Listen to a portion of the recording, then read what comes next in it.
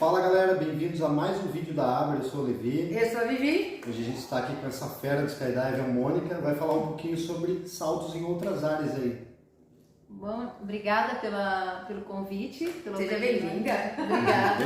Bem-vinda. E como a gente falou, né, a gente vai falar um pouquinho sobre alguns cuidados que a gente tem que ter quando a gente vai numa área diferente da que a gente está acostumado.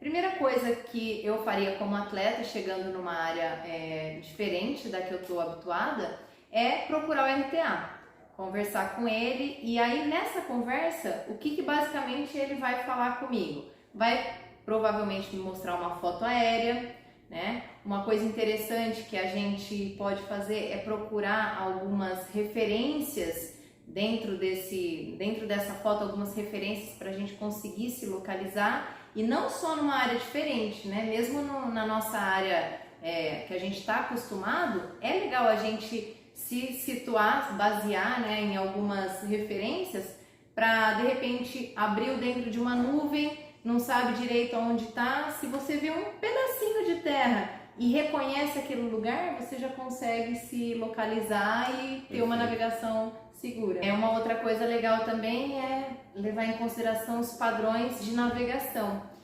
Aqui em Boituva, por exemplo, a gente tem uma área grande, basicamente retangular, quadrada, assim, né? E a gente consegue ter todas as direções de pouso, né? A gente segue a seta, tem a biruta também, a gente consegue se movimentar de acordo com a direção do vento. Algumas áreas têm algumas particularidades, que é, por exemplo, uma área que nós não podemos atravessar a pista, né, cruzar a pista a menos de 1000 pés. Ou seja, vai ser difícil a gente fazer o nosso ponto ABC ali. Sim. Com a nossa navegação padrão pela esquerda, como a gente aprende, como a gente está habituado. Como que vai ser? São normalmente duas direções de pouso paralelas à pista. Se eu vou numa direção, o alvo pode ficar à minha esquerda. Se o pouso está na outra direção, o alvo pode ficar à direita. Então, perfeito. Isso também é uma coisa interessante da gente avaliar. Condições de vento também.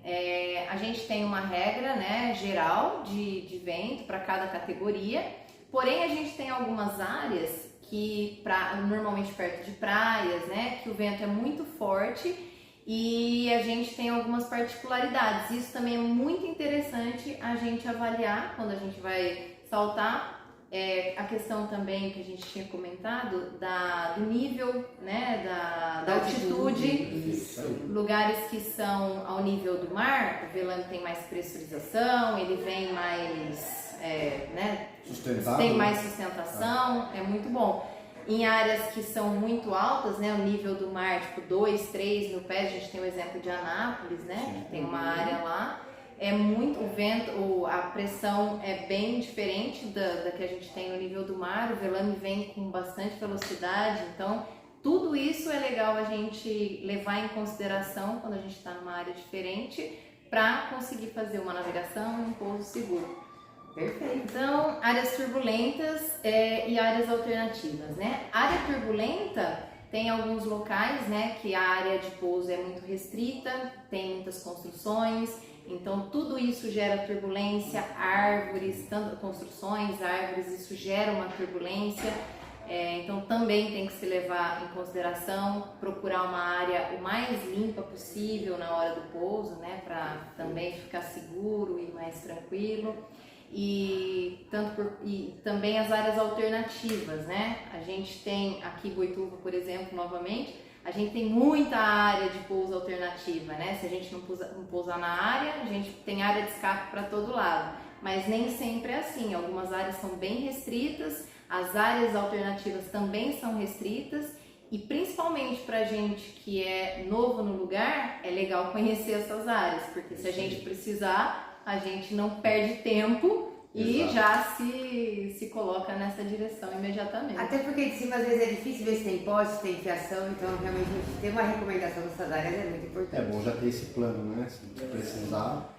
É sempre legal a gente ter um plano, porque ajustar um plano é muito mais fácil do que ter que fazer um no improviso, né? Perfeito, isso aí. Ótima dica.